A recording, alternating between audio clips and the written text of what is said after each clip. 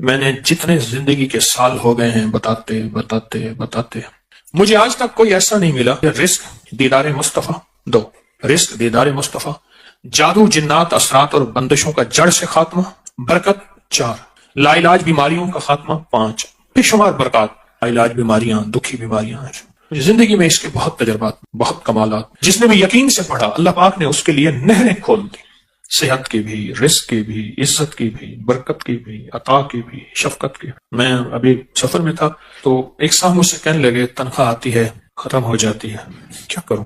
میں نے کہا 129 دن مجھے دے دے اور دے اللہ کے لیے، میں جیسے کہوں ویسے کر۔ 129 ٹافیاں لے لے، ہر ٹافی پہ صبح شام ایک بار سورت کوثر پڑھ، ہر ٹافی پہ صبح شام ایک بار سورت کوثر پڑھ، بس ہر ٹافی پہ 129 ٹافیاں بھی ختم ہو جائیں گی، 129 کا عدد بھی پورا ہو جائے گا، ان کو کھانا نہیں۔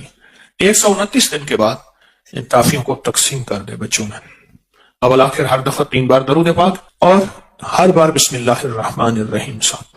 129 دن مجھے دے ایسے کہ جس میں یقین ہو، دھیان ہو، توجہ ہو، یکسوئی ہو، دے ایسے، اور پھر دیکھ قدرت کے نظارے۔ مجھے ایک صاحب کہنے لگے میں نے یہ 129 دفعہ کا صبح شام کا عمل 129 دن کیا، کہا کہ ابھی 129 دن میں 2 دن باقی تھے، میں نے تاریخ لکھ کے رکھی تھی، ابھی 2 دن باقی تھے 129 دن میں، تو میں نے خواب دیکھا 129 فرشتے ہیں، ہر فرشتہ میرا ہاتھ تھام کے مجھے کوئی ایک برتن ہے وہ دینا چاہتا، آخر ان میں ایک طاقتور فرشتہ ان میں سبقت پا گیا، طاقتور فرشتہ، اس نے میرا ہاتھ تھاما اور ایک برتن دیا، کہا کہ برتن ایسے نرم تھا جیسے کوئی پھل ہوتا ہے، لیکن جب میں نے اس میں کھولا تو اس میں 129 موتی تھے، اور کہا مجھے، تو میں نے انہیں ان سے کہا یہ 129 موتی کس لیے ہیں؟ کہا کہ تو نے جس یقین، دھیان، توجہ سے یہ عمل پڑھا، یہ 129 برکات عرشوں سے آئی ہیں، اور آگے جو لفظ کہا وہ ذرا سننے کا ہے، فرمایا جس کے لیے اللہ کی ایک برکت بھی آ جائے تو اللہ اس کی نسلوں کو پل کے دکھاتے ہیں، اور تیرے پاس 129 برکتیں آئی ہیں، اس کو سنبھال کے رکھنا اور اس کو پڑھنا نہ چھوڑنا۔ یہ نصیحت کی انہوں نے مجھے کہ اس کو پڑھنا نہ چھوڑنا اور اس کو سنبھال کے رکھنا۔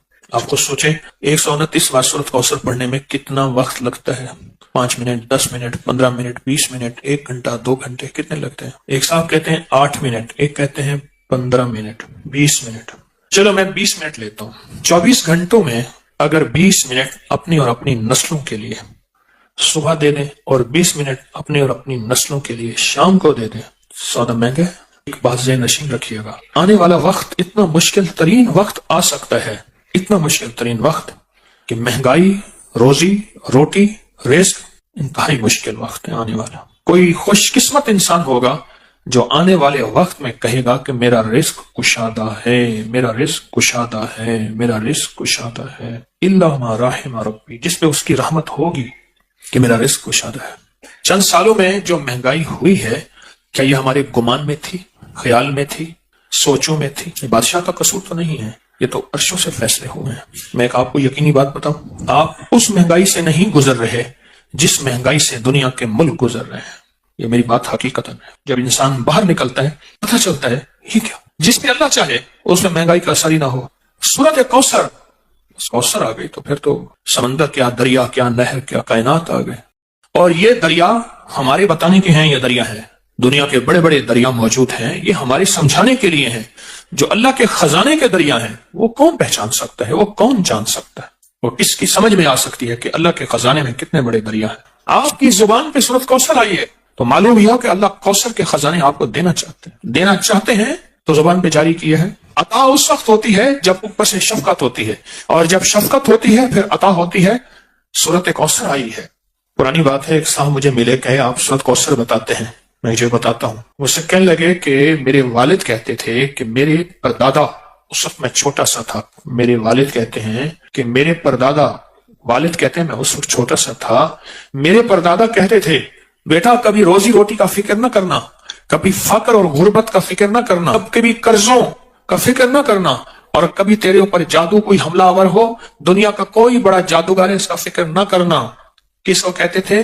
میرے والد کے والد کو، میرے دادا کو پردادا کہتے تھے، اور کہتے تھے میں چھوٹے ہوتے ہوئے سنتا تھا دلیل یہ دیتے تھے کہ اس کا فکر نہ کرنا، اس کا فکر نہ کرنا، اس کا فکر نہ کرنا۔ اس کی دلیل کیا دیتے تھے؟ دلیل یہ دیتے تھے کہ بیٹا میں نے سورۃ کوثر پڑھی ہے اور خوب پڑھی ہے، اور سورۃ کوثر میں یہ سارے وعدے موجود ہیں، اور میں نے اپنی نسلوں کی نیت کر کے پڑھی ہے۔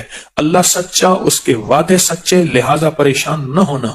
مجھ سے کہنے لگا کہ اب میں بوڑھا ہو رہا ہوں اور میرے پوتے ہو گئے ہیں، پھر اس نے نسلیں گنوائیں، میرا پوتا، میرا بیٹا، میں 3، ابا 4، ابے کا ابا 5، اور وہ بتانے والا 6۔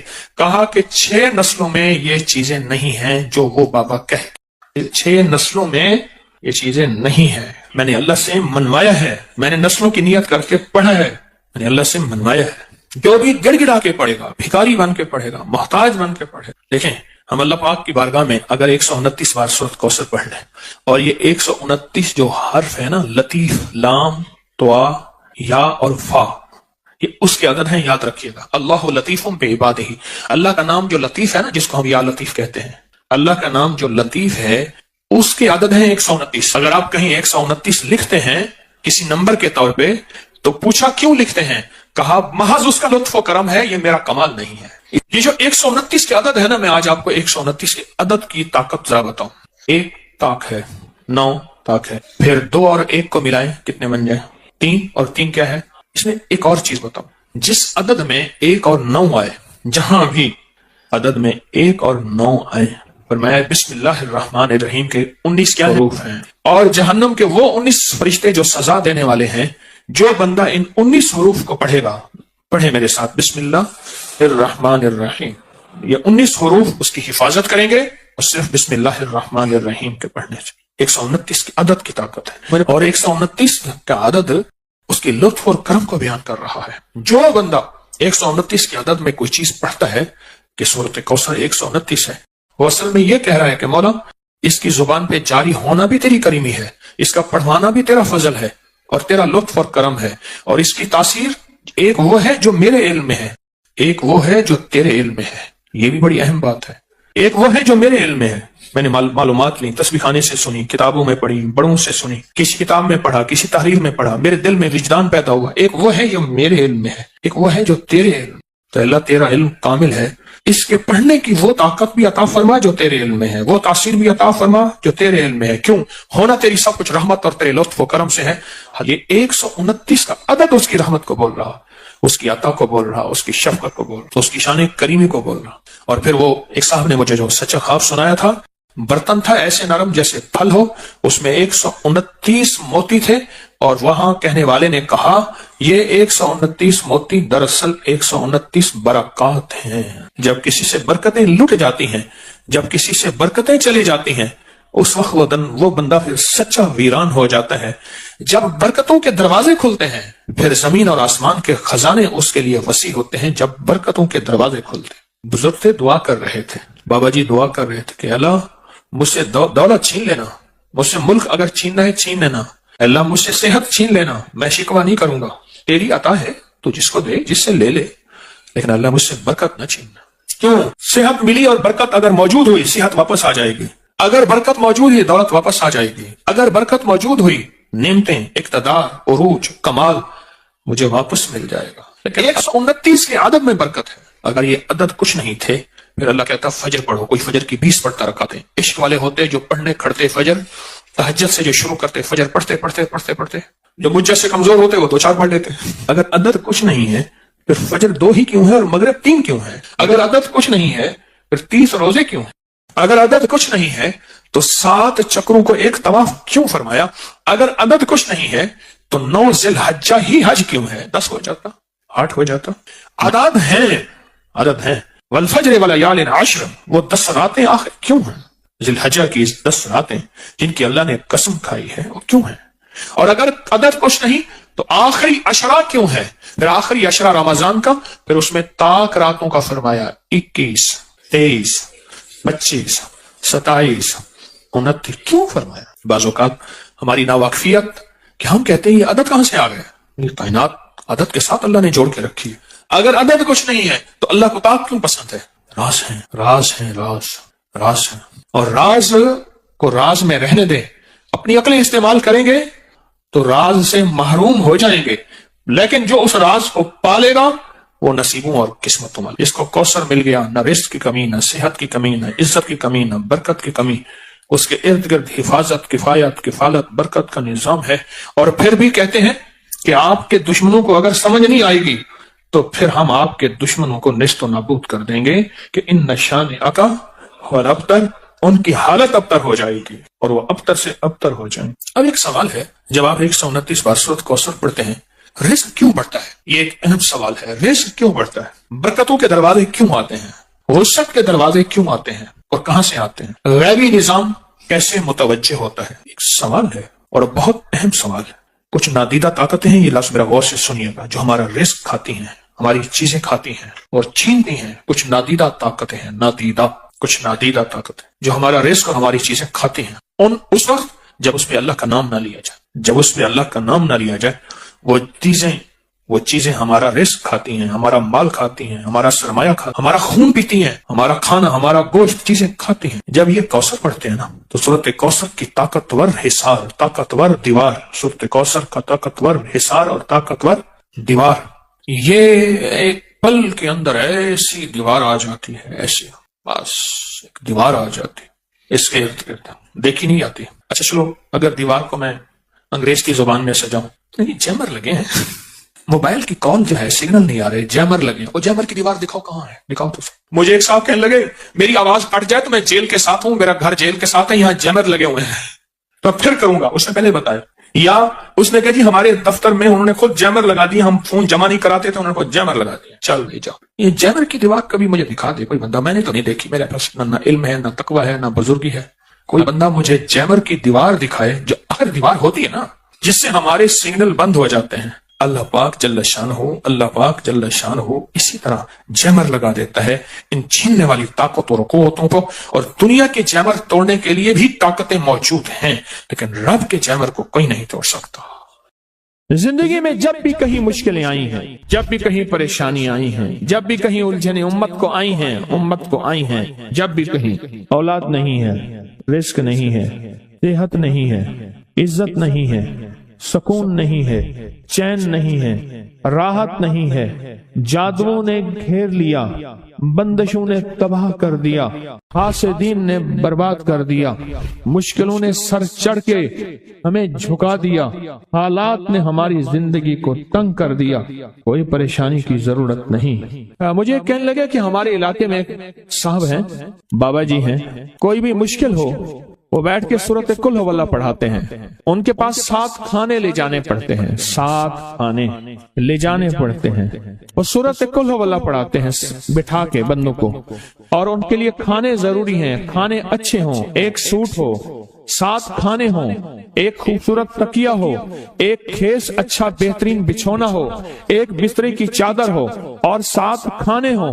فرمایا وہ دیتے ہیں، لیتے ہیں، سورۃ قل ہو اللہ پڑھاتے ہیں، پھر بیٹھ کے دعا کرتے ہیں، بہت دیر تک دعا کرتے ہیں، لوگوں کی مشکلیں حل ہو جاتی ہیں، لوگوں کی پریشانیاں دور ہو جاتی ہیں۔ میں نے کہا کسی طرح بابا جی سے پتہ چلے گا وہ دعا کیا مانگتے ہیں؟ کہنے لگا وہ دعا کسی کو نہیں بتاتے، بس کہتے ہیں آؤ میرے ساتھ بیٹھ کے سورۃ قل ہو اللہ پڑھو، اول آخر درود پاک پڑھو اور سورۃ قل ہو اللہ پڑھو، وہ دعا کسی کو نہیں بتاتے۔ میں نے کہا کسی طرح پتہ کر وہ دعا کسی کو تجھے بتا دے۔ اس نے کہا پتہ کروں گا۔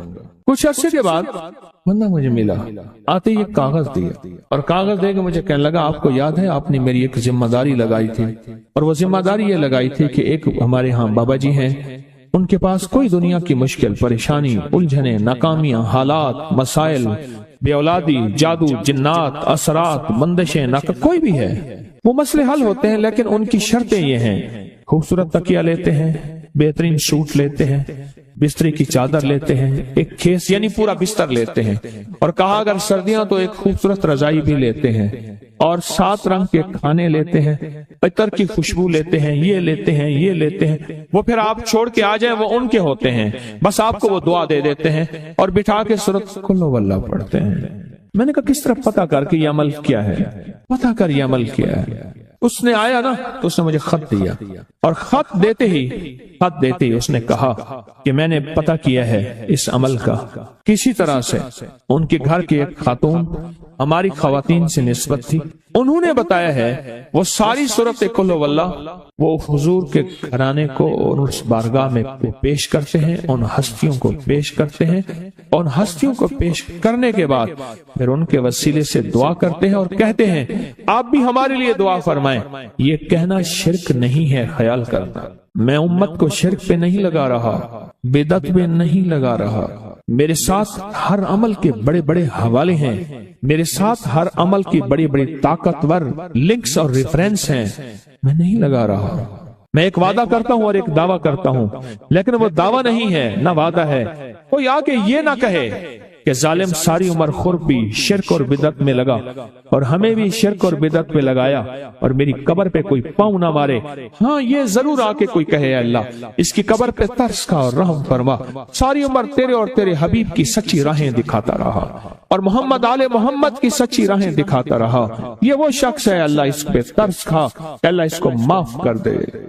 بڑا زبردست عمل۔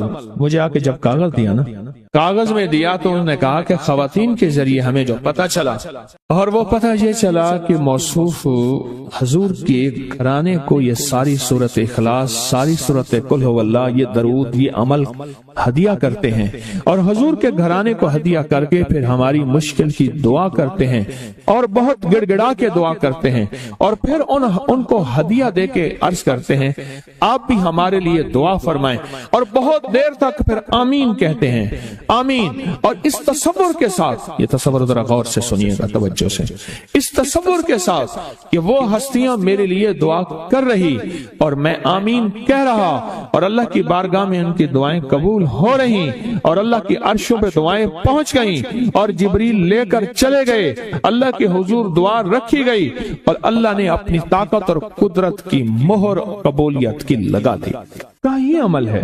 ان کو ہدیہ کرتے ہیں، میں پھر دوہرا رہا ہوں، غور سے سنیے گا، ان کو ہدیہ کرتے ہیں، ان کو ہدیہ کر کے ان کے وسیلے سے دعا کرتے ہیں، پھر ان کو دعاؤں کا عرض کرتے ہیں آپ بھی دعا فرمائیں، آپ بھی دعا فرمائیں، اور ان کو دعاؤں کا عرض کرتے ہیں اور پھر ان سے دعائیں لیتے ہیں اور بہت دیر تک آمین اس نیت سے کہتے ہیں کہ وہ دعا فرما رہے ہیں اور ہم ان کی دعاؤں پہ آمین کہہ رہے ہیں۔ یہ ہمارے اکابر کا عمل ہے، یہ ہمارے بڑوں کا عمل ہے، یہ ہماری بڑی بڑی ہستیوں کے عمل ہیں۔ میں اس لیے کہہ رہا ہوں میری کوشش ہوگی کبھی آپ کو شرک اور بدعت پہ نہ لگاؤں، میں اس لیے کہہ رہا ہوں میری کوشش ہوگی امت کو وہ خیر کے عمل بتاؤں جو عموماً لوگ چھپا کے چلے جاتے ہیں، جو عموماً لوگ اپنے تک رکھتے ہیں۔ میری کوشش ہوگی میں نے آج تک حضور کے گھرانے کو ہدیہ پیش کیا ہو، میں نے آج تک حضور کے گھرانے کو تحفہ پیش کیا ہو، میں نے آج تک حضور کے گھرانے کو نذرانہ پیش کیا ہو اور حضور کے گھرانے کی طرف سے مجھے خالی ہاتھ لوٹایا گیا ہو۔ ممکن ہی نہیں، ممکن ہی نہیں کہ خالی ہاتھ لوٹایا گیا۔ حضور کے گھرانے کے ساتھ ساری کائنات کی محبتیں ہیں، حضور کے گھرانے کے ساتھ ساری کائنات کا تعلق ہے، اور یاد رکھنا انسان بعض اوقات اپنا غم برداشت کر جاتا ہے، اپنی اولاد کا غم برداشت نہیں کرتا، اور بعض اوقات اپنے معاملے میں معاف کر دیتا ہے، اولاد کے معاملے میں بہت غم دل کو کھا جاتا ہے۔ میرے حضور کے گھرانے کو جو ہدیہ دے گا، میرے حضور کے گھرانے کو جو تحفے دے گا، میرے حضور کے گھرانے کو جو اعمال دے گا، حضور کے گھرانے کو یہ ہدیے، یہ اعمال، یہ تحفے زندگی بھر اس کو سرنگوں نہیں ہونے دیں گے، زندگی بھر اس کو ناکام نہیں ہونے دیں گے، اور زندگی بھر اس کو کامیاب۔ 2 تسبیح صبح، 2 تسبیح شام سورت اخلاص کی، 2 تسبیح صبح، 2 تسبیح شام سورت اخلاص کی آپ پڑھیں اور پڑھ کے ان ہستیوں کو ہدیہ کریں، ہستیوں کو ہدیہ کریں، حضور کے گھرانے کو ہدیہ کریں، اور حضور کے گھرانے میں حضور کی بیویاں، حضور کی بیٹیاں، حضور کے بیٹے، حضور کے داماد، حضور کے نواسے اور نواسیاں، یہ حسن اور حسین جس کو حسنین کریمین کہتے ہیں، یہ حضور کے نواسے ہیں، یہ حضور کا گھرانہ ہے، ان کو ہدیہ کریں، اپنے مسائل کو حل ہوتا دیکھیں، اپنی مشکلات کو حل ہوتا دیکھیں، اپنی ناکامیوں کو ختم ہوتا دیکھیں۔ سالہ سال سے یہ عمل بتا رہا ہوں، سال سے یہ عمل بتا رہا ہوں۔ میں نے تو جس کو دیا ہے زندگی میں اس کو کامیابی ملی ہے، میں نے تو جس کو دیا ہے وہ زندگی میں ناکام نہیں ہوا، زندگی میں ناکام نہیں ہوا۔